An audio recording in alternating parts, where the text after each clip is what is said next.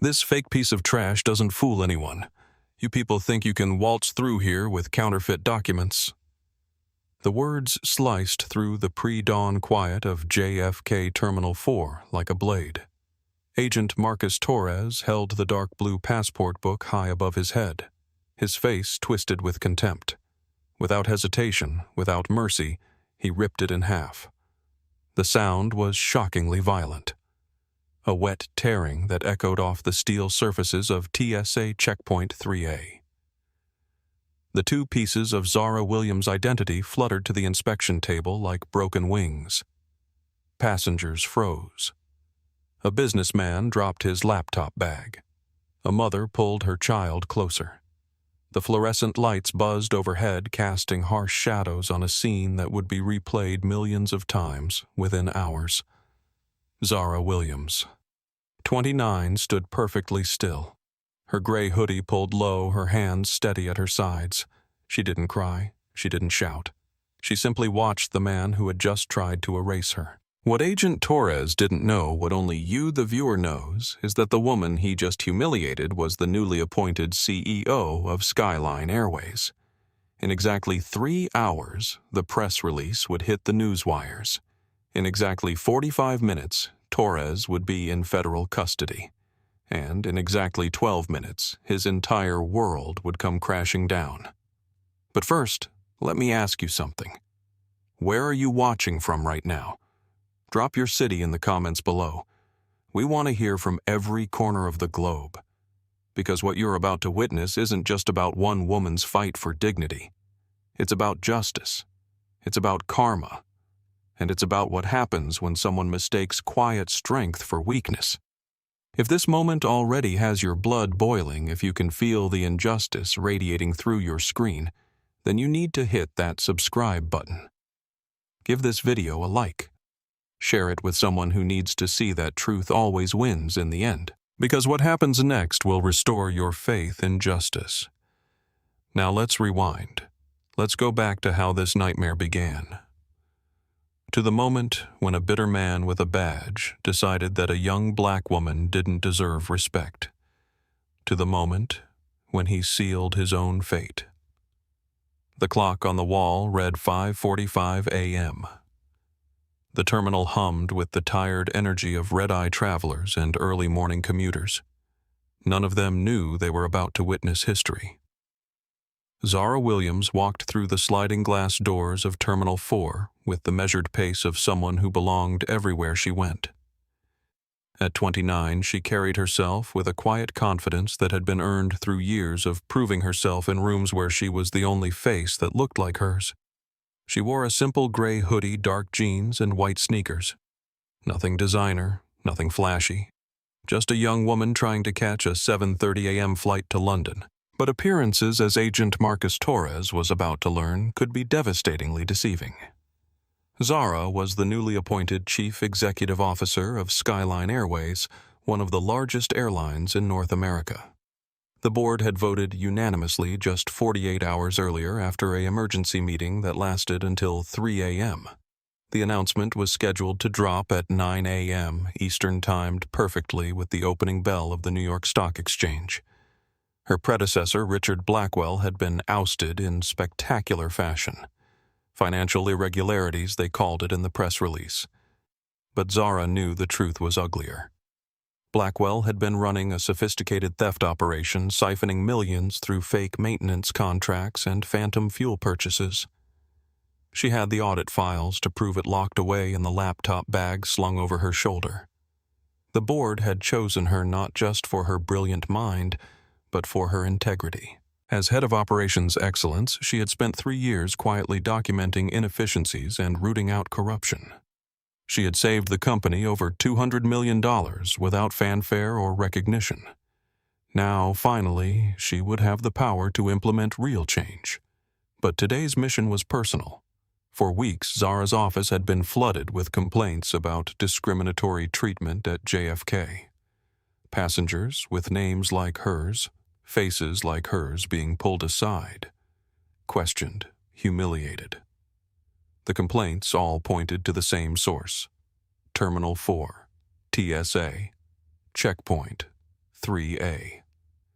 So instead of taking the company's private jet to London for her first board meeting as CEO, Zara had booked herself on Skyline Flight 447, first class seat 2A. She wanted to experience her airline exactly as her customers did, from curb to gate. What she had seen so far was deeply troubling. The check-in kiosks froze constantly. The gate agents looked exhausted and understaffed. The entire passenger experience felt broken, hostile, inefficient. In business, inefficiency was cancer, and this cancer had spread throughout her airline's most important hub.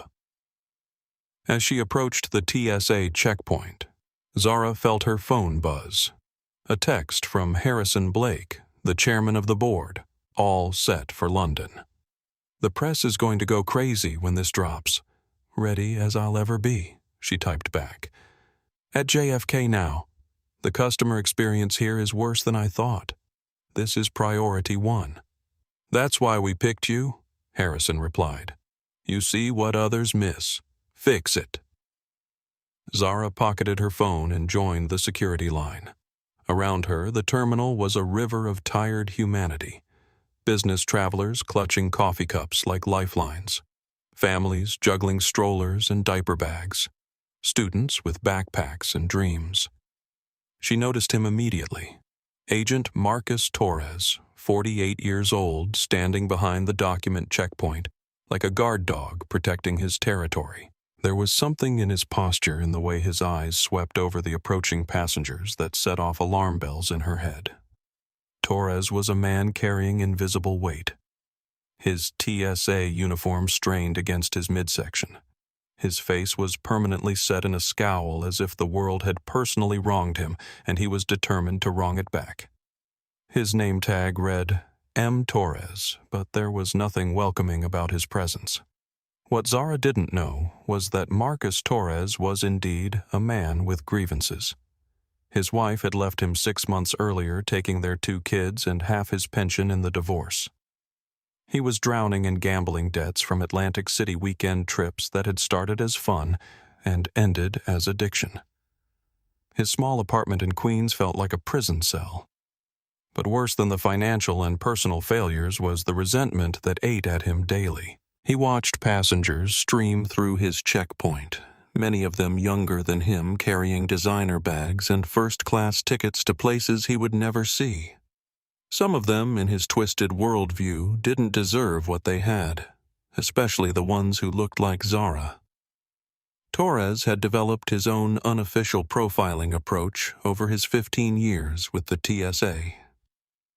Young minority passengers with expensive tickets got extra attention. It was his way of restoring balance to what he saw as an unfair universe. His supervisors rarely questioned his methods as long as he kept his numbers up and avoided formal complaints. What made today different was the text message he had received at 4:30 a.m. from his brother-in-law, Rafael Mendez. Rafael worked in the Skyline baggage handling operation, part of a network that Torres didn't fully understand but benefited from financially. The message was simple: watch for Zara Williams today. Flight 447, make sure she doesn't fly. Torres didn't ask questions. The extra $500 Rafael occasionally slipped him was the only thing keeping his creditors at bay. If Rafael wanted this Williams woman delayed or detained, Torres was happy to oblige. As Zara approached his station, Torres felt that familiar surge of power. In this small corner of the airport, behind this metal desk with his federal badge, he was king. And this young black woman in her casual clothes was about to learn that her uppity attitude wouldn't fly in his kingdom. Next, he barked, not even looking up from his screen. Zara stepped forward, ticket and passport ready. She had flown through this checkpoint dozens of times over the years, but something felt different today. Hostile, charged. "Good morning," she said pleasantly, offering her documents. Torres took them with deliberate slowness, his eyes immediately finding her first-class boarding pass. His expression shifted from boredom to active suspicion. He looked from the ticket to her face, then back to the ticket. Well, well, he said, his voice carrying a mocking edge. First class to London. That's a nice upgrade. Win the lottery. Zara kept her expression neutral, though she felt the familiar knot forming in her stomach. She had been here before in different variations her entire life. The assumption that she didn't belong, the questioning of her right to occupy space. It's the ticket I purchased, Officer Torres, she replied calmly, reading his name tag. Is there a problem with my documentation? Torres held up the boarding pass, examining it like it might burst into flames. A $10,000 ticket, he mused loudly, making sure other passengers could hear. That's a lot of money for someone your age. What do you do for work? I'm in aviation, Zara answered truthfully, her voice steady. Aviation, Torres repeated with a snort. What, you're a flight attendant trying to get a free upgrade? Or maybe ground crew hoping nobody notices? Behind Zara, a line was forming. A businessman checked his watch impatiently. A mother with 2 small children shifted her weight from foot to foot, but Zara remained perfectly still, her training kicking in. In boardrooms full of hostile executives, she had learned that composure was power. I'm an executive, she said simply. Torres laughed a harsh bark that echoed off the checkpoint walls. An executive. Right. An executive of what? The coffee cart. The insult landed exactly as intended, but Zara didn't flinch. Instead, she tilted her head slightly, studying Torres with the same intensity he was using on her. She was memorizing details. Badge number, timestamp, witness positions. Agent Torres. She said, her voice losing its pleasantness and gaining a steel edge. I need you to process my documents so I can make my flight. Unless you have a specific security concern, there's no reason for this delay. The direct challenge was like throwing gasoline on Torres's resentment. His face flushed red, the blood vessels in his neck becoming visible. He slammed his hand down on the counter, causing several passengers to jump. I determine what's a security concern, he hissed. And right now you're exhibiting suspicious behavior, hostile, uncooperative. I am perfectly cooperative, Zara replied, her voice dangerously calm. I am, however, documenting this interaction. Your name is Marcus Torres. The time is 5:52 a.m. You are operating checkpoint 3A in Terminal 4. Torres's eyes narrowed to slits. You think that scares me? Documentation. I get complaints every day. They go in a file, and that file goes in the shredder. He picked up her passport, holding it between his thumb and forefinger like it was contaminated. Now this, he said, his voice dropping to a stage whisper. This is interesting. Very interesting. Officer, if there's an issue with my passport, please call your supervisor, Zara said. But Torres was already walking away from the podium, her documents in his hand. Step over here, he commanded, pointing to a glass-walled secondary screening area off to the side. We're going to have a little chat. The secondary screening pen was designed for humiliation. Glass walls on 3 sides put detainees on display for the thousands of passengers flowing through the checkpoint.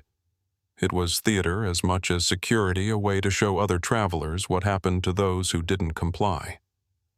Zara followed Torres into the pen, her mind already calculating. She was going to miss her flight. That was certain now, but this had stopped being about travel. This was about something bigger, uglier, more dangerous. Empty your pockets. Everything. Torres slammed her carry-on bag onto the steel table with unnecessary force. Zara complied, placing her phone wallet, a pack of gum, and a pen on the table. Around them, passengers were beginning to stare. Some looked away, quickly embarrassed to witness the spectacle. Others slowed their pace, phones discreetly pointed in their direction. Take off the hoodie, Torres commanded. Zara pulled the sweatshirt over her head, revealing a simple black long-sleeved shirt underneath. Torres grabbed the hoodie, bunching it in his fists and feeling the seams with theatrical roughness. "What's the purpose of your travel?" he asked, not looking at her. "Business. Business," he repeated, drawing the word out mockingly. "And what business would that be? Let me guess. Diversity consultant, community organizer, one of those make-work jobs." The racist implications were crystal clear now. This wasn't random additional screening. This was targeted harassment based on her race, her age, and her first-class ticket. Zara felt the old familiar fire building in her chest, but she kept it contained. This man was digging his own grave. She just needed to let him finish the job. "I'm an executive in the aviation industry," she repeated. Torres laughed again, louder this time. "An executive? In that hoodie? What are you the executive of the baggage claim?" He turned his attention to her carry-on, unzipping it with violent jerks. Inside was her laptop, a leather portfolio, a change of clothes, and a small toiletries bag. Torres plunged his hands into the bag, his movements deliberately invasive and disrespectful. "What's this?" he said, pulling out the leather portfolio. He flipped it open, revealing documents stamped with the Skyline Airways logo and the words, "Confidential, CEO, briefing materials." Torres stared at the logo for several seconds, his brow furrowing. Then his smirk returned wider than before. "Oh, I get it now," he said, tapping the logo with his finger. "You work for the airline. Let me guess. New diversity hire. Affirmative action executive. They probably just gave you some fancy title to fill their quota." The words hit Zara like physical blows, not because they hurt her, but because they revealed the depth of this man's hatred. The casual way he dismissed her accomplishments. The automatic assumption that any success she had achieved was unearned. Around them, the secondary screening area had become a fishbowl. More passengers were stopping to watch. Some were pulling out phones. A few looked genuinely disturbed by what they were witnessing. Among the crowd, Miguel Santos, a 28-year-old graphic designer from Brooklyn, was recording everything on his iPhone. He held the device low, trying to be discreet, but his camera was capturing every word, every gesture, every moment of the humiliation unfolding before him. "Agent Torres," Zara said, and her voice carried a new quality now, something that made several nearby passengers lean in closer. "You are currently interfering with my travel. You have searched my belongings without cause. You have made racist assumptions about my employment, and now you are suggesting that my professional achievements are unearned, based solely on my race." Torres was too far gone to recognize the danger in her tone. The red mist of his anger had clouded any rational judgment. "Your professional achievements," he sneered. "What achievements? You're a 29-year-old girl with a fake executive briefcase trying to fly first class on someone else's dime. I've seen it 100 times. He picked up her passport again, studying it under the harsh fluorescent lights. "The lamination looks off," he announced loudly. "The watermarking is suspicious. This looks like a high-quality fake to me." "That is an official government-issued passport," Zara stated, her voice now carrying the authority of someone accustomed to being obeyed. "I have used it to travel to 17 countries in the last 18 months. Return it to me immediately." "Return it?" Torres smiled, a slow, predatory baring of teeth. "You know what I do with fraudulent documents. I confiscate them. I destroy them. That's federal protocol," Officer Torres, Zara said. And now her voice cut through the ambient noise of the terminal like a laser. "If you damage that document, you will be committing a federal crime. More importantly, you will be making the worst mistake of your career." The prophecy fell on deaf ears. Torres was beyond reasoning, beyond caution, beyond self-preservation. He was a man whose small amount of power had corrupted him completely, and he was about to pay the ultimate price for that corruption. "Oh, I'm making a mistake," he scoffed. "You come in here with a fake passport, a stolen first-class ticket, and corporate documents that obviously aren't yours. You're a criminal or a spy or just a plain old-fashioned liar." He held the passport up to the light one more time, then looked directly at Zara. His eyes were bright with malicious pleasure. "You want to know what I think about your fake documents?" he said. And with that, Marcus Torres crossed a line from which there would be no return. With a single, deliberate, violent motion, he tore Zara Williams' passport in half. The sound was devastating. The crack of splitting plastic, the whisper of tearing paper, the metallic ping of the biometric chip separating from its housing.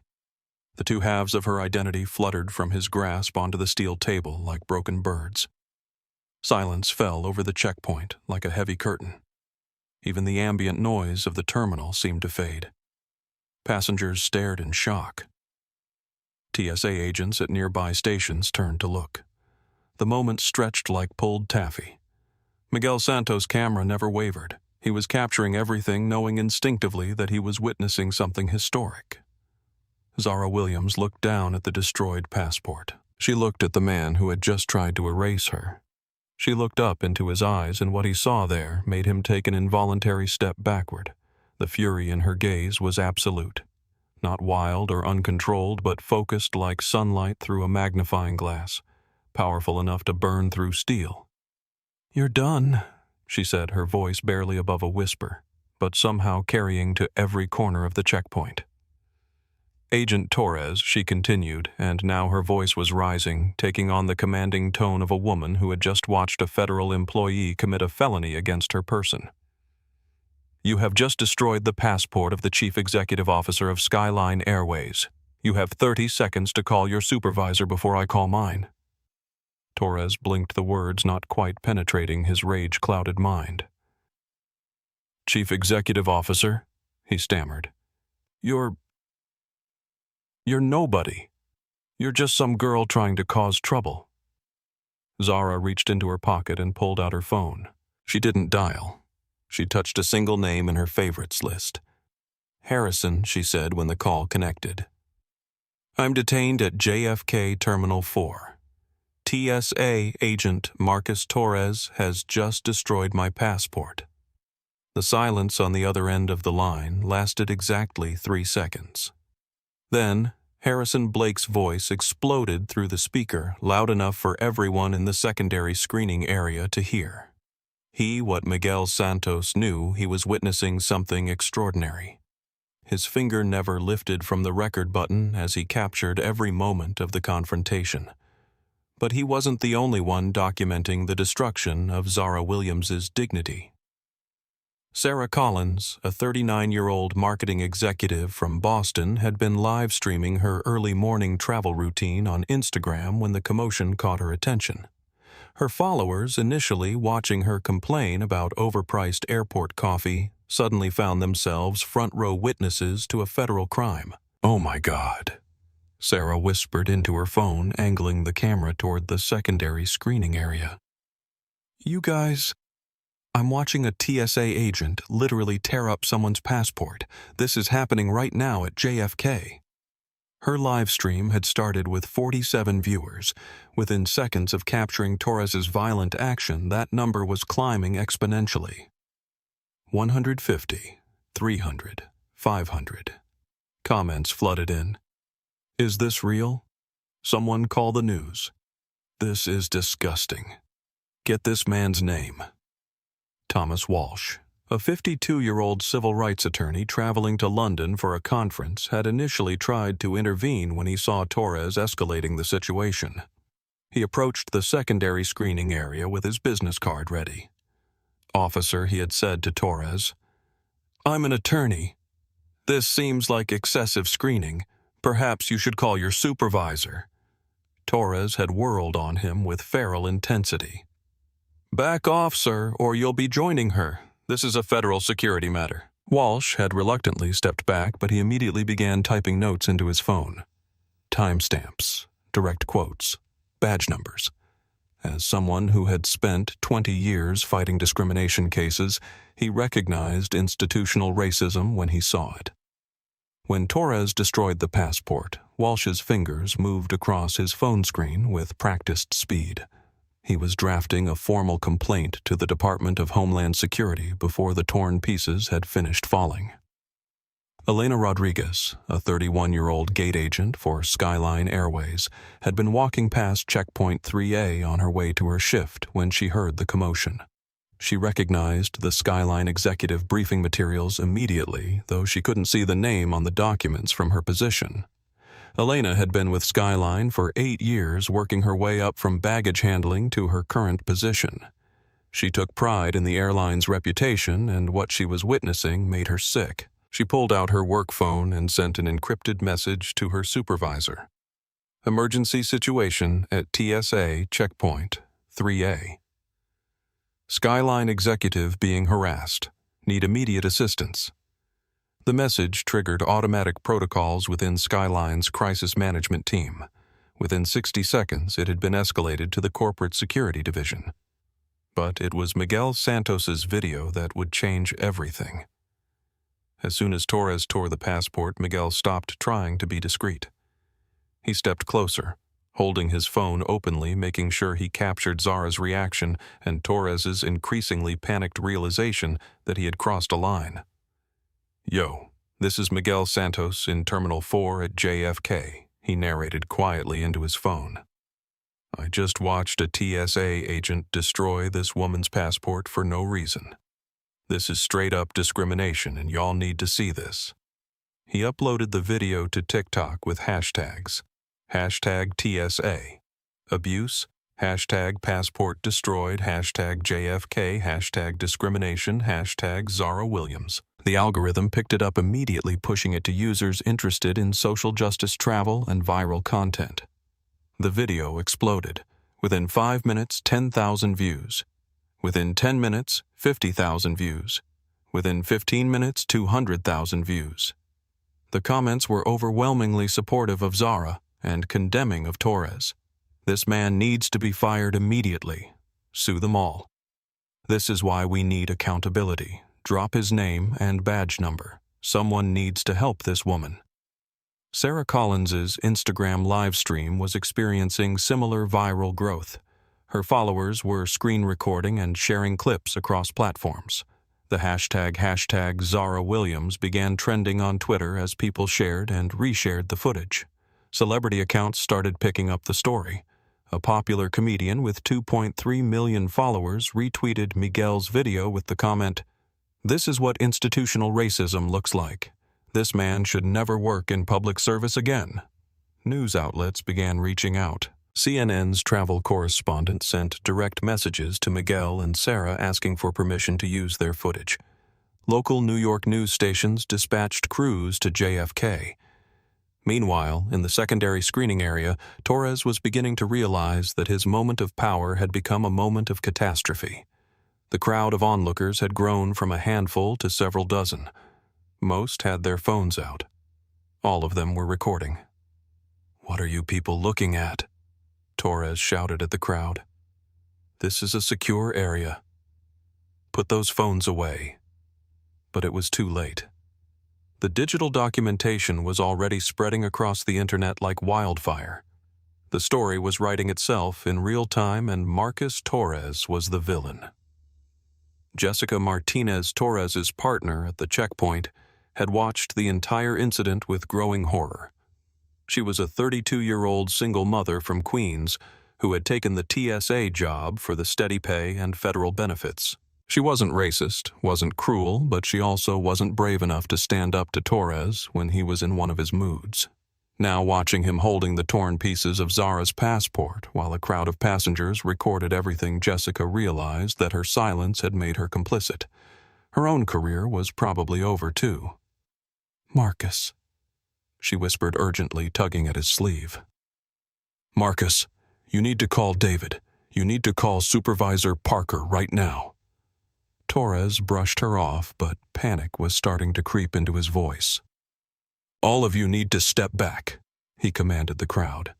"This woman has presented fraudulent documents, and I'm following federal protocol," but his authority was evaporating in real time. The crowd wasn't backing down.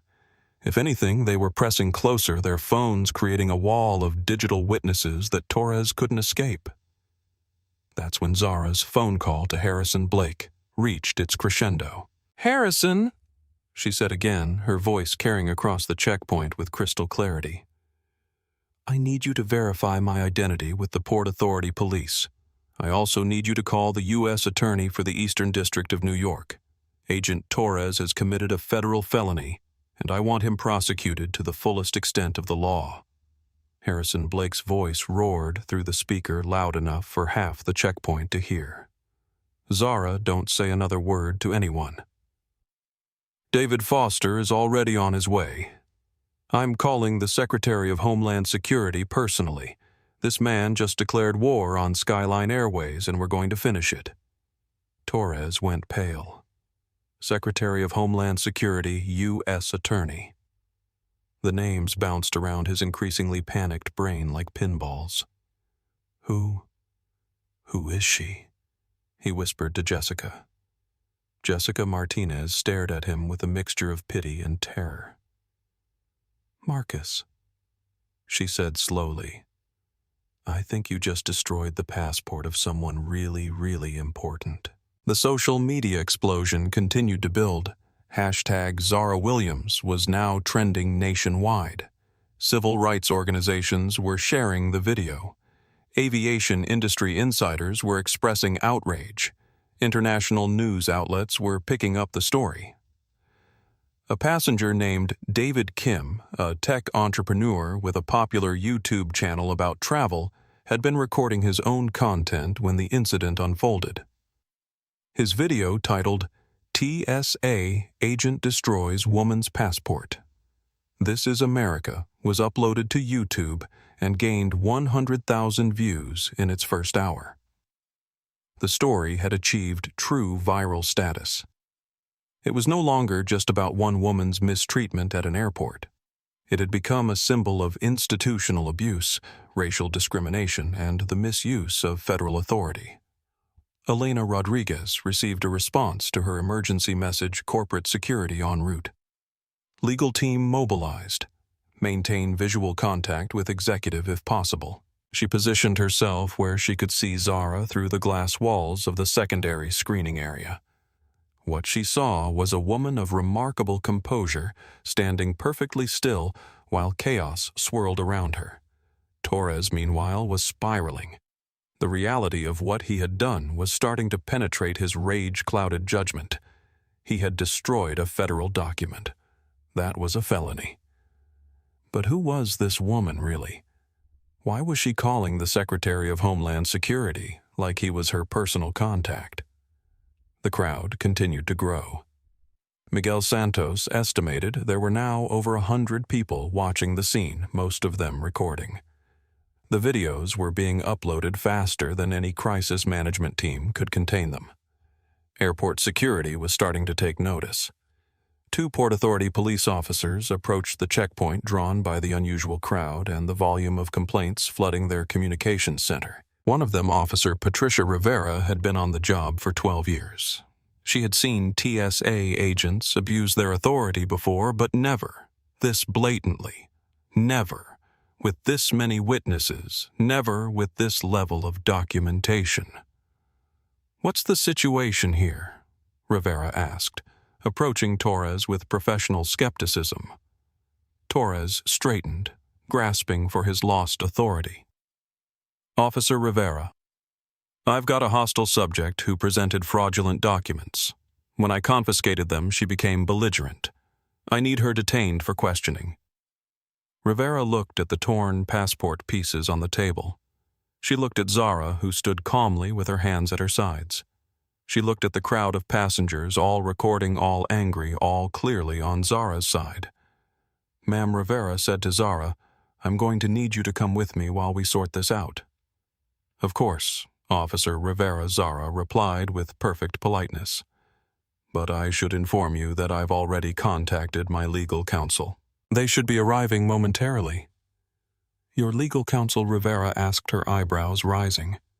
Zara looked directly into Torres's eyes as she answered. "I'm the Chief Executive Officer of Skyline Airways. Agent Torres has just committed a federal crime against a corporate executive. My company's legal team is en route along with representatives from the Department of Homeland Security. The words hit Torres like a physical blow. CEO, Skyline Airways.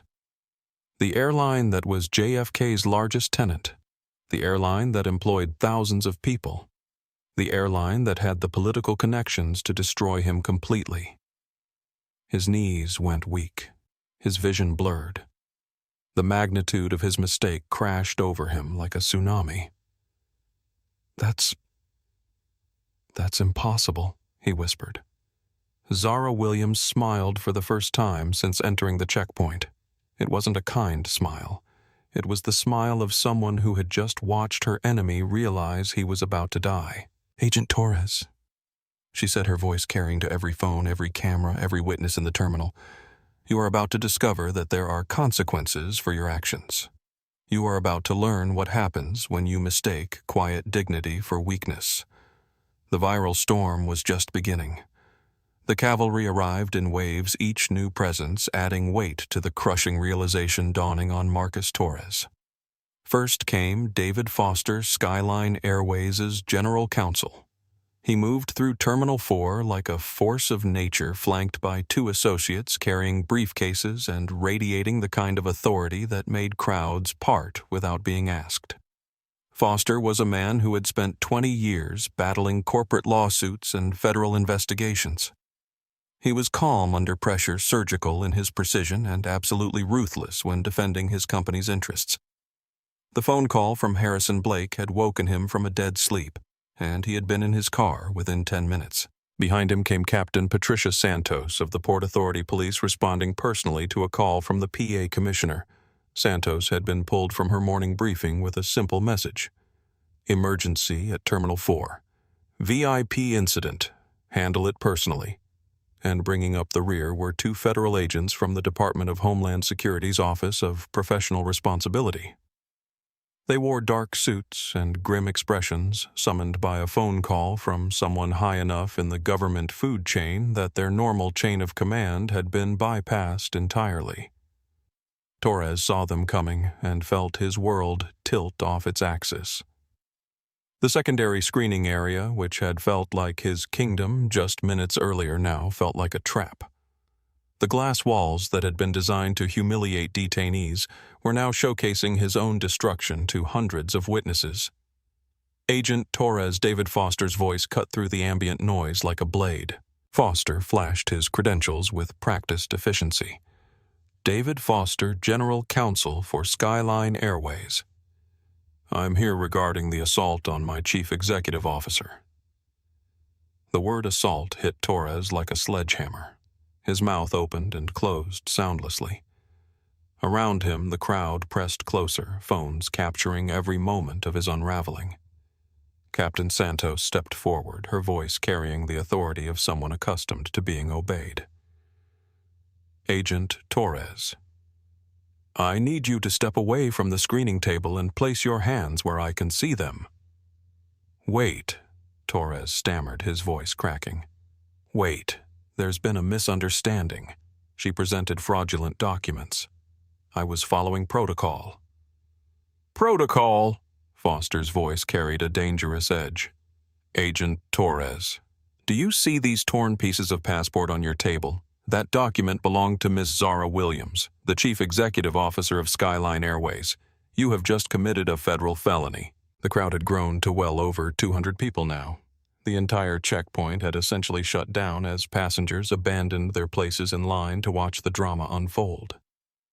TSA agents from other stations stood frozen, unsure whether to continue their duties or flee the scene. Miguel Santos had moved to the front of the crowd, his phone capturing everything in high definition. His original TikTok video had now surpassed 2 million views, and his live stream had over 50,000 concurrent viewers watching the federal agents arrive. The comments were flowing like a river. Here comes justice. This man is done. CEO about to end this man's whole career. Federal agents don't play around. Torres turned to his partner, Jessica Martinez, with desperate eyes. Jessica. Tell them she was acting suspicious. Tell them her documents looked fake. But Jessica Martinez was backing away from her partner like he was radioactive. She had a 7-year-old daughter at home and a mortgage to pay. She wasn't going down with Torres's sinking ship. I don't know anything about this, she said, her voice barely audible. Marcus handled the whole thing himself. The betrayal was complete. Torres stood alone, surrounded by federal agents facing the full weight of the law and the wrath of a multi-billion-dollar corporation. One of the DHS agents stepped forward. Agent John Williams, no relation to Zara, had been investigating TSA misconduct for 8 years. He had seen racism, he had seen abuse of power, but he had rarely seen anything this blatant or this thoroughly documented. Agent Torres. Agent Williams said, his voice clinical and professional. I'm Agent Williams with DHS, Office of Professional Responsibility. You are being placed on immediate administrative suspension pending a criminal investigation. You need to surrender your badge, your credentials, and any TSA property in your possession. Torres's hands shook as he unclipped his badge from his uniform. The small piece of metal that had represented his authority, his identity, his power over others, felt impossibly heavy as he placed it on the screening table next to the torn passport. This can't be happening, he whispered. She was nobody. She was just some girl trying to cause trouble.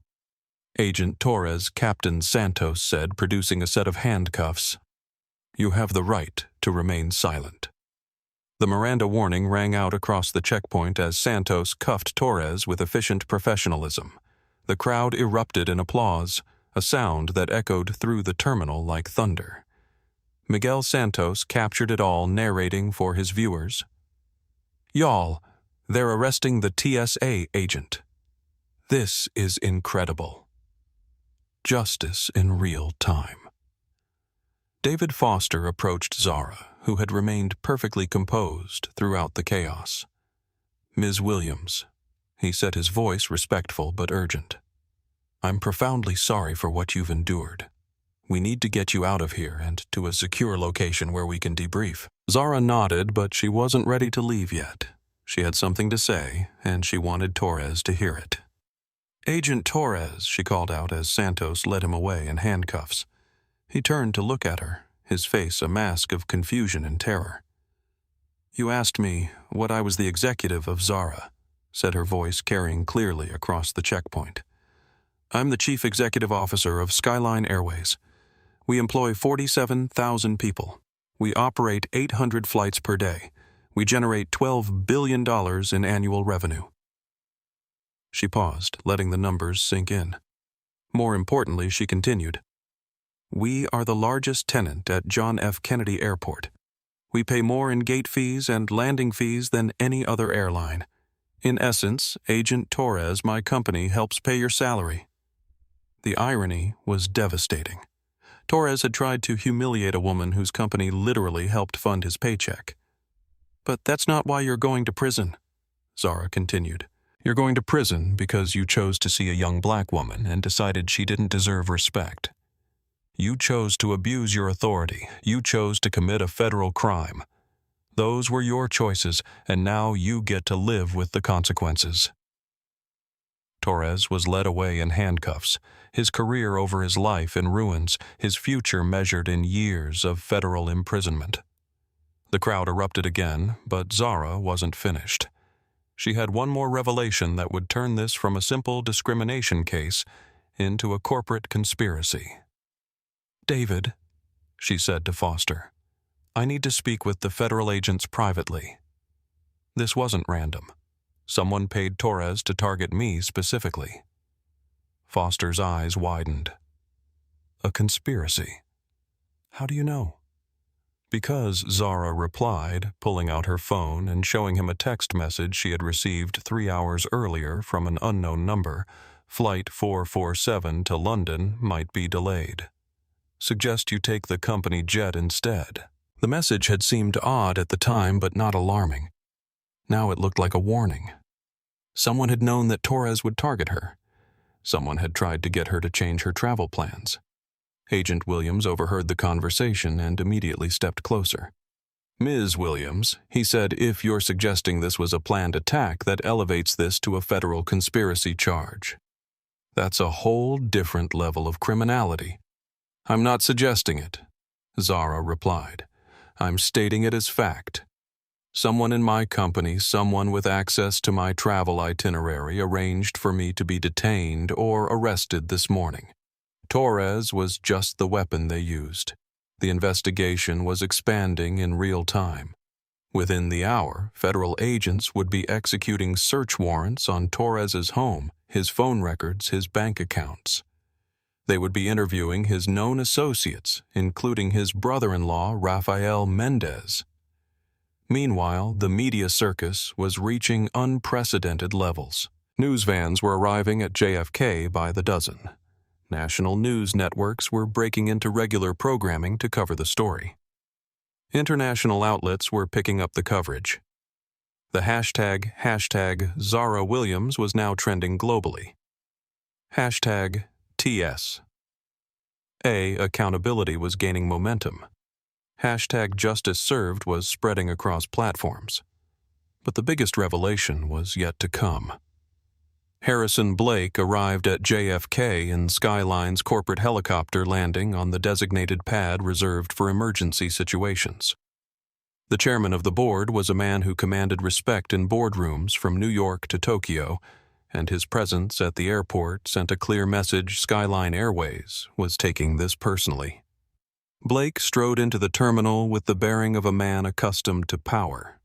He was followed by Amanda Foster, Skyline's chief financial officer, and Marcus Thompson, the head of corporate security. The command center that Skyline had established in the airport's administrative offices was buzzing with activity. Laptops, open phones, ringing, legal documents being drafted in real time. Harrison Zara said as he entered the room, "Thank you for coming. We have a problem that goes far beyond one racist TSA agent." Blake's face was grim. "Talk to me." Zara laid out her theory about the conspiracy, showing him the warning text explaining Torres's sudden targeting of her, despite having no prior knowledge of her identity or position. Thompson, the security chief, had been monitoring the federal investigation in real time. He looked up from his laptop with a grave expression. "We have confirmation," he announced. "Torres received a payment of $75,000 2 weeks ago. Wire transfer from an account linked to a shell company. The FBI is tracing it now." Blake's expression darkened. "Someone inside our company paid that man to attack our new CEO. This is corporate sabotage at the highest level." The pieces of the puzzle were falling into place. Richard Blackwell, the former CEO who had been ousted for financial corruption, hadn't gone quietly into the night. He had allies within the company people who benefited from the old corrupt practices. They couldn't stop Zara's appointment, but they could try to discredit her before she took office. A federal arrest, even on bogus charges, would have been enough to spook the board and potentially reverse their decision. But they had underestimated two crucial factors: Zara's composure under pressure and the power of social media to document and spread the truth. Agent Williams approached the group with an update. "Ms. Williams, we've arrested Rafael Mendez Torres's brother-in-law. He works in baggage handling for Skyline. He's already admitted to receiving payments from someone inside your company to coordinate the attack on you." "Who?" Blake demanded. "Mendez is naming names," Williams replied. "But you're not going to like what you hear." The conspiracy reached all the way to the C-suite. Former executives who had been pushed out with Blackwell's ouster, current employees who had benefited from the corrupt practices, middle managers who feared that Zara's reputation for efficiency and ethics would cost them their jobs. It was a web of corruption that had infected Skyline Airways at multiple levels, and Zara's appointment as CEO had threatened to expose it all. So they tried to destroy her before she could destroy them. They failed. As word of the arrests spread through the airport and across social media, a new narrative emerged. This wasn't just about racism, though racism had been the weapon of choice. This was about corporate corruption, about powerful men trying to maintain a rigged game, about the old guard doing everything possible to prevent change. And it was about one woman's refusal to be intimidated, broken, or silenced. The viral videos that had started as documentation of discrimination had become proof of something much larger. They were evidence of a corporate conspiracy to destroy an honest CEO before she could clean house. The irony was perfect. In trying to destroy Zara Williams, her enemies had given her exactly the ammunition she needed to destroy them instead. Torres was just the beginning. By the end of the day, a dozen Skyline employees would be fired. By the end of the week, several would be under federal investigation. By the end of the month, Richard Blackwell himself would be arrested at his Greenwich mansion, charged with conspiracy wire fraud and racketeering. But all of that was still to come. For now, in the immediate aftermath of Torres's arrest, Zara Williams stood in the middle of JFK Airport as the newly revealed CEO of Skyline Airways, surrounded by federal agents, corporate lawyers, and hundreds of phones still recording her every word. She had survived the storm. Now it was time to direct the thunder. The transformation of Terminal 4 was immediate and dramatic.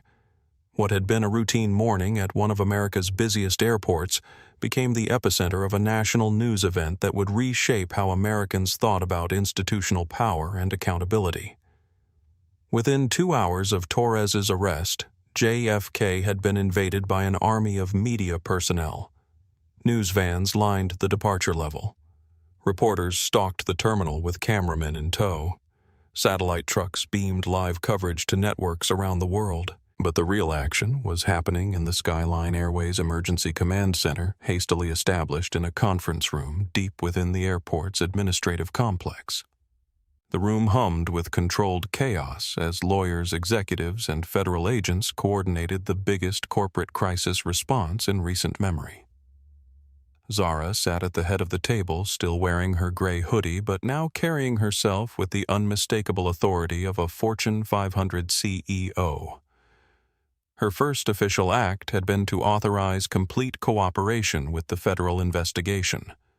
Her second had been to fire every Skyline employee connected to the conspiracy. The list was longer than anyone had anticipated. Marcus Thompson, Skyline's head of security, stood before a wall-mounted screen displaying an organizational chart. Red X marks indicated terminated employees. There were 17 of them so far, including 3 executives, 8 middle managers, and 6 baggage handlers who had been part of Rafael Mendez's operation. "We're calling it Operation Cleanup," Thompson announced grimly. 47 people are under investigation. 17 have been terminated with cause. 7 are facing federal charges. And this is just the beginning. David Foster was coordinating with the U.S. Attorney's Office, his phone permanently attached to his ear as he negotiated the terms of Skyline's cooperation with the federal investigation. The company was not just a victim of the conspiracy. It had been used as a weapon against its own CEO. Harrison Blake paced the room like a caged lion, his anger barely contained. In 30 years of corporate leadership, he had never seen anything like this. The audacity of using a federal law enforcement officer to attack a sitting CEO was breathtaking in its criminality. "The media wants a statement," announced Sarah Rodriguez, Skyline's head of communications. She looked exhausted, having fielded over 300 media requests in the past 2 hours. CNN, Fox, ABCN, BCCB, SBBC, Reuters, Associated Press, New York Times, Washington Post, Wall Street Journal. "Everyone wants to talk to Zara." "Let them wait," Blake growled. "We control this narrative, not them." But Zara had different ideas. She stood up, smoothing down her hoodie, her mind already working 3 steps ahead. "No, Harrison," she said quietly. "We don't hide from this. We own it. We use it. We turn it into the foundation for everything we're going to build." She walked to the window overlooking the tarmac where Skyline aircraft sat like sleeping giants. In a few hours, she would have been on one of those planes flying to London for her first board meeting as CEO. Instead, she was about to hold the most important press conference of her career in an airport terminal. "Schedule the press conference for 2 p.m., she instructed Rodriguez. "Main terminal near the Skyline gates. I want every employee to see it. I want every passenger to hear it. And I want every camera in America pointed at us." Blake stopped pacing. "Zara, are you sure about this?" "The optics are complicated. A black CEO claiming racism after being attacked by a government agent. The right-wing media will try to spin this as playing the race card." Zara turned from the window, her expression hard as steel. "Harrison, they tried to destroy me because I'm black, because I'm young, because I'm a woman, and because I threatened their corrupt operation.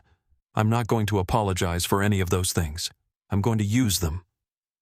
She walked back to the table, her voice taking on the commanding tone that had gotten her noticed by the board in the first place. "We're not just announcing a new CEO today," she continued. "We're announcing a new era, complete transparency, zero tolerance for corruption, and a corporate culture that reflects the diversity of our customers." The federal investigation was moving with unprecedented speed. Agent Williams had assembled a task force that included FBI financial crimes specialists, DHS internal affairs, investigators, and prosecutors from multiple districts. The conspiracy was unraveling faster than anyone had anticipated. Torres, sitting in a federal holding cell, had broken completely.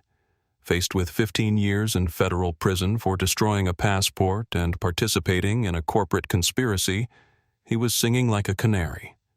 He named Rafael Mendez. Mendez named the middle managers who had recruited him. The middle managers named the executives who had paid them.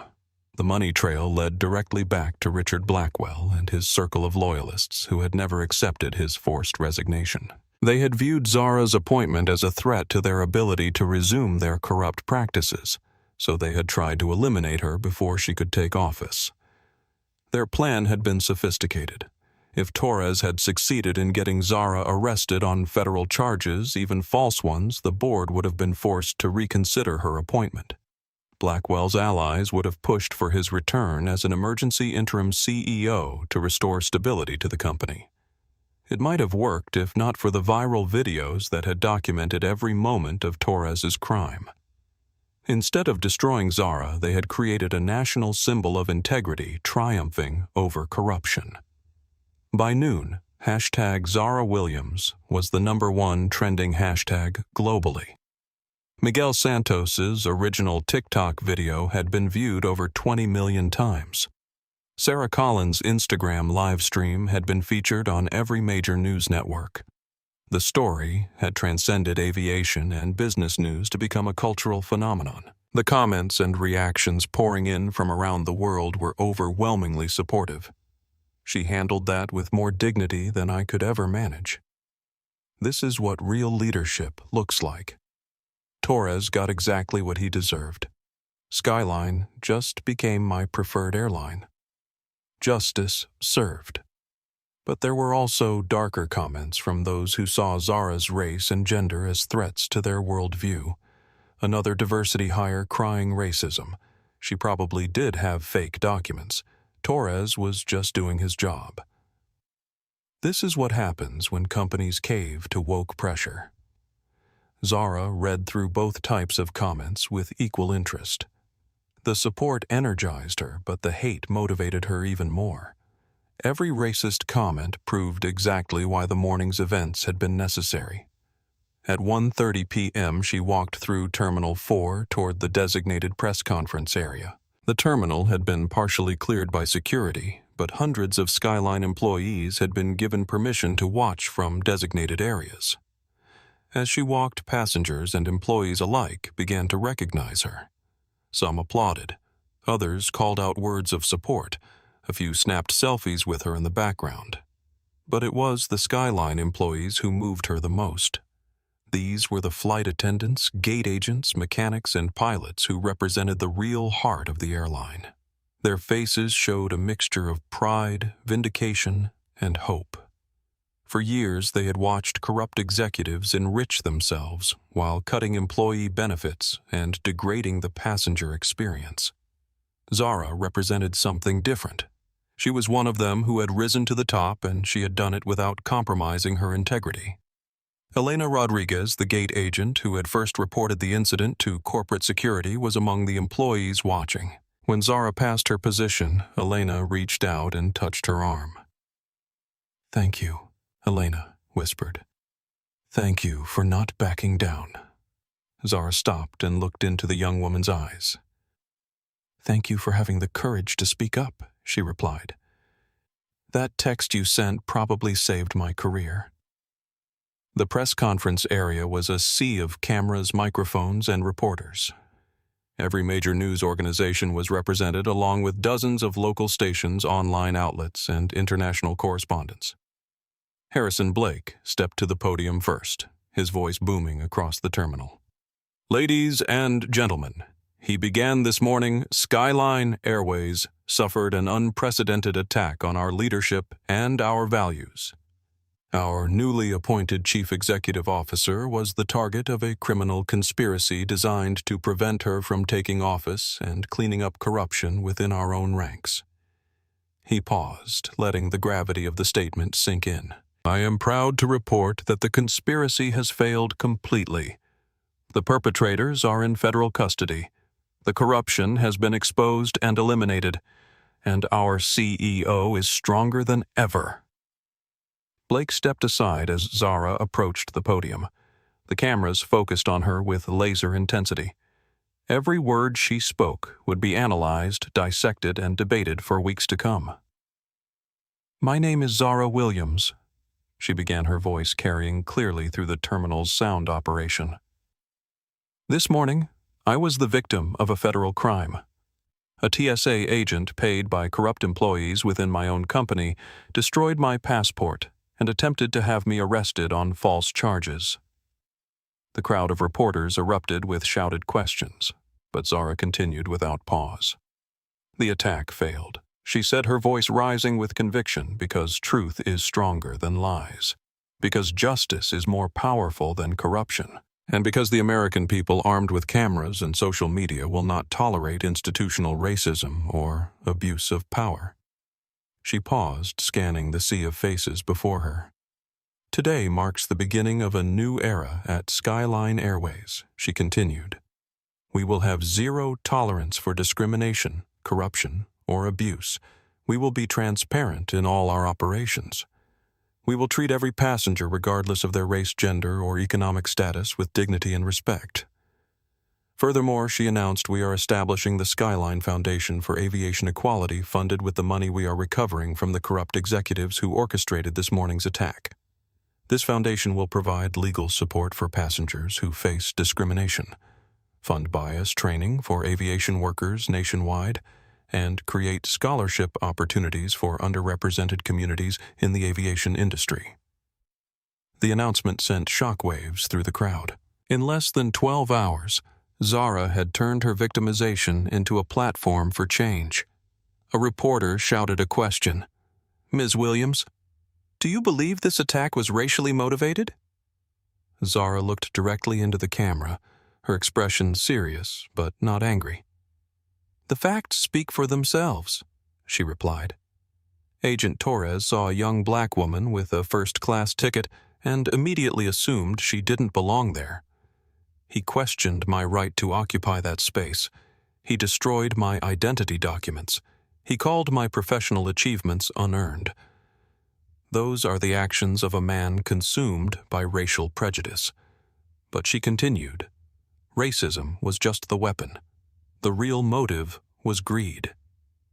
Corrupt executives within my own company feared that my reputation for integrity would threaten their ability to steal from our shareholders, our employees, and our customers. They tried to destroy me before I could destroy them." Another reporter called out, "What's your message to other women and minorities facing discrimination in corporate America?" Zara's expression softened slightly, but her voice remained strong. "My message is simple," she said. "Don't let them break you. Don't let them silence you. Document everything. Stand your ground with dignity. And remember that in the age of social media, injustice can't hide in the shadows anymore." She gestured toward the crowd of employees watching from the sidelines. "The real heroes of today's story aren't me or the lawyers or the federal agents," she continued.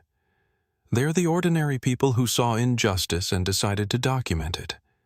Miguel Santos with his TikTok video, Sarah Collins with her Instagram live stream, Elena Rodriguez with her security alert, Thomas Walsh with his legal expertise.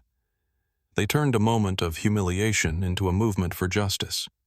The press conference continued for another 30 minutes, but the key messages had been delivered. Zara Williams was not a victim. She was a force of nature who had turned an attack into an opportunity. As the cameras were packed away and the reporters filed their stories, Torres was being processed into the federal detention center. His bail had been denied due to flight risk and the seriousness of the charges. His wife had filed for divorce. His children were being teased at school. His life was effectively over. Rafael Mendez was in the next cell facing his own set of federal charges. The baggage theft ring he had operated for years had been completely exposed. Millions of dollars in stolen goods had been recovered from storage units across Queens and Long Island, but the biggest fish were yet to be caught. Richard Blackwell was arrested at his Connecticut estate as federal agents executed search warrants on his home, his office, and his bank accounts. The evidence of his corruption would ultimately lead to a 20-year federal sentence. By evening, the story had reached every corner of the globe. International news outlets were framing it as a symbol of American institutional problems and the power of citizen journalism to expose injustice. Stock futures were already reacting positively to Skyline's decisive response. Investors loved the idea of a CEO who could turn a crisis into a competitive advantage within hours. But for Zara, the most important reaction came from her employees. As she finally left the airport that evening, exhausted but victorious, hundreds of Skyline workers lined the hallway to applaud her. These were the people who would help her rebuild the airline into something better. They were the foundation upon which she would construct a new corporate culture based on integrity, equality, and excellence. The war was won, but the real work was just beginning. 6 months later, Zara Williams stood before a packed congressional hearing room, her hand raised as she was sworn in to testify before the House Committee on Transportation and Infrastructure. The hearing was titled Discrimination in Federal Transportation Security Lessons from the Skyline Airways Incident. The transformation in those 6 months had been nothing short of extraordinary. Torres was serving a 12-year sentence in federal prison. Blackwell had been convicted on 47 counts of fraud and conspiracy. The entire corrupt network had been dismantled and prosecuted. But more importantly, the changes Zara had implemented at Skyline Airways had revolutionized the aviation industry. Chairwoman Rodriguez, she began her testimony. Members of the committee. 6 months ago, I was the victim of institutional racism weaponized by corporate corruption. Today, I stand before you as proof that individual courage supported by social media accountability can transform entire industries. The numbers spoke for themselves. Skyline's customer satisfaction scores had reached industry-leading levels. Employee morale surveys showed unprecedented positivity. The stock price had more than doubled as investors rewarded the company's newfound transparency and efficiency. Most importantly, discrimination complaints against Skyline had dropped to zero. Not because the company was hiding problems, but because the problems had been eliminated at their source. The Skyline Foundation for Aviation Equality, funded with the $47 million recovered from the corruption investigation, had become a national model. It provided legal support for discrimination victims, funded bias training programs at airports nationwide, and had awarded scholarships to over 500 students from underrepresented communities. Representative Johnson from Texas. A conservative who had initially been skeptical of Zara's claims asked the question that many Americans were thinking Ms. Williams' critics argue that your case received attention only because of your corporate position. What about ordinary passengers who face similar treatment but lack your resources? Zara had anticipated the question. It went to the heart of why the morning at JFK had become about more than her personal experience. Representative Johnson. She replied that criticism is exactly why we created the foundation. Every passenger deserves the same protection I received, the same justice I achieved. We've established a hotline that has handled over 12,000 calls from passengers reporting discrimination. We've provided legal representation in 340 cases, and we've secured settlements or corrective action in 89% of those cases. She paused, looking directly at Johnson. The goal isn't to make me special, she continued. The goal is to make justice accessible to everyone. The hearing room erupted in applause, quickly gavelled down by Chairwoman Rodriguez. Behind the scenes, the ripple effects of that morning at JFK continued to spread. The TSA had implemented mandatory quarterly bias training for all agents. Airport executives had been required to attend workshops on institutional discrimination. Other airlines had adopted Skyline's transparency policies to avoid their own scandals. Miguel Santos, whose TikTok video had started the viral explosion, had leveraged his sudden fame into a career as a social justice advocate. He testified at the congressional hearing about the power of citizen journalism in the digital age. My video got 50 million views, he told the committee, but more importantly, it got action. When ordinary people have the tools to document injustice, we can hold institutions accountable in ways that were impossible just a generation ago. Sarah Collins, the marketing executive whose Instagram livestream had captured the federal agents arriving, had started a non-profit organization teaching people how to safely document discrimination incidents. Her workshops had trained over 10,000 people in proper recording techniques and legal protections. Elena Rodriguez, the gate agent who had first alerted corporate security, was now Skyline's Director of Employee Relations, responsible for ensuring that every worker felt empowered to speak up against wrongdoing.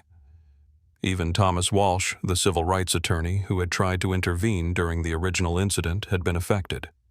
His law firm, now specialized in transportation discrimination cases, funded partly by grants from the Skyline Foundation.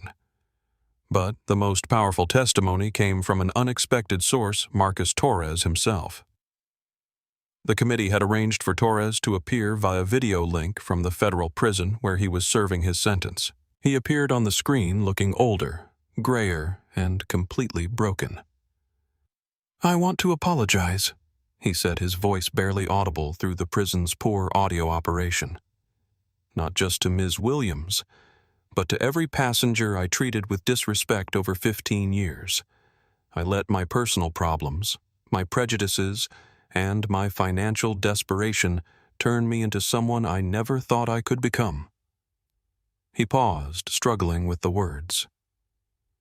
What happened that morning wasn't about following protocol or identifying suspicious documents. He continued. It was about a bitter man taking out his failures on a successful woman who didn't look like what I thought success should look like. I was wrong about everything. The committee room was silent as Torres concluded his statement. "Ms. Williams showed me what real strength looks like," he said. "She could have destroyed me with anger and hatred. Instead, she used what happened to help other people. She turned my worst moment into something that made the world a little bit better." When Torres's video link ended, there wasn't a dry eye in the hearing room. Zara's closing statement to the committee became one of the most watched congressional testimonials in history. 6 months ago, a federal employee tried to erase my identity, she began. He ripped up my passport because he couldn't accept that a young black woman belonged in first class. He was wrong about who I was, but more importantly, he was wrong about who we are as Americans. She gestured toward the gallery where dozens of Skyline employees had come to watch her testify. "We are a nation where a girl from Detroit can become the CEO of a major corporation," she continued, "where ordinary citizens with smartphones can hold institutions accountable, where justice delayed doesn't have to mean justice denied, where the arc of the moral universe can be bent by individual courage and collective action. The gallery erupted in sustained applause that lasted nearly 5 minutes. But the most meaningful changes weren't happening in congressional hearing rooms or corporate boardrooms. They were happening in the lives of ordinary people who had been inspired by Zara's example. Dr. Michelle Roberts, a physician from San Francisco, had used Zara's story to motivate her own fight against discrimination in her hospital's hiring practices. She had documented bias in the hiring process, exposed it through social media, and forced institutional changes that led to more diverse medical teams. James Rodriguez, a high school teacher from Phoenix, had incorporated Zara's story into his civics curriculum, teaching students about the power of peaceful resistance and documentation in fighting injustice. Maria Santos, a college student from Miami, had started a campus organization that trained students to document and report discrimination, directly inspired by the bravery of the witnesses at JFK. The story had become a teaching tool, a source of inspiration, and a roadmap for turning individual victimization into collective empowerment. 1 year after the incident, Zara returned to JFK Terminal 4 for the first time since that morning. She was flying to London again, but this time as the established CEO of a transformed airline. The terminal was unrecognizable, bright, efficient, welcoming. The TSA checkpoint where Torres had destroyed her passport had been completely redesigned. Instead of the hostile, intimidating atmosphere she remembered, there was a sense of professionalism and respect. The agent checking her documents was a young black woman named Destiny Williams. No relation, but the coincidence made Zara smile. "Good morning, Ms. Williams," Destiny said with genuine warmth. "Welcome back to JFK. Your documents are perfect. Have a wonderful flight." As Zara walked through the checkpoint that had once been the scene of her humiliation, she reflected on the journey. The broken operation had been rebuilt. The corrupt network had been destroyed. The institutional changes had been implemented. But most importantly, millions of people had seen that justice was possible, that individual courage could triumph over institutional power, that the tools of modern communication could turn a moment of victimization into a movement for change. Her phone buzzed with a text from Miguel Santos. 1 year anniversary of the video that changed everything. 75 million views and counting. Still getting messages from people who were inspired to fight their own battles. "Thank you for showing us what strength looks like." Zara smiled as she boarded Flight 447 to London, taking her seat in 2A, the same seat she had been traveling to that morning a year ago. The flight attendant, a young Hispanic man named Carlos, greeted her with professional courtesy, tinged with genuine respect. "Ms. Williams," he said, "it's an honor to have you aboard. On behalf of the entire crew, I want to thank you for everything you've done for our industry." As the plane lifted off from JFK, Zara looked down at Terminal 4, where her life had changed forever. She had gone into that building as a victim and emerged as a force for change. The scars from that morning would never completely heal, but they had been transformed into something powerful and purposeful. The story of Marcus Torres and Zara Williams had become more than a viral video or a corporate scandal. It had become proof that in America justice might be delayed, but it didn't have to be denied. That ordinary people with extraordinary courage could still bend the arc of history toward justice. And most importantly, it had shown that sometimes the worst thing that happens to you can become the foundation for the best thing you ever do. If you've ever been told you don't belong somewhere because of how you look, remember Zara Williams. If you've ever witnessed injustice and wondered if your voice matters, remember Miguel Santos. If you've ever felt powerless against institutional discrimination, remember that change is possible. Because in the end, the story of that morning at JFK wasn't just about one woman's victory over racism and corruption. It was about all of us and our power to create the world we want to live in, one phone camera and one moment of courage at a time. Thank you for watching this incredible story of justice and transformation. If this video moved you, if it inspired you to stand up against injustice in your own life, then please hit that like button right now.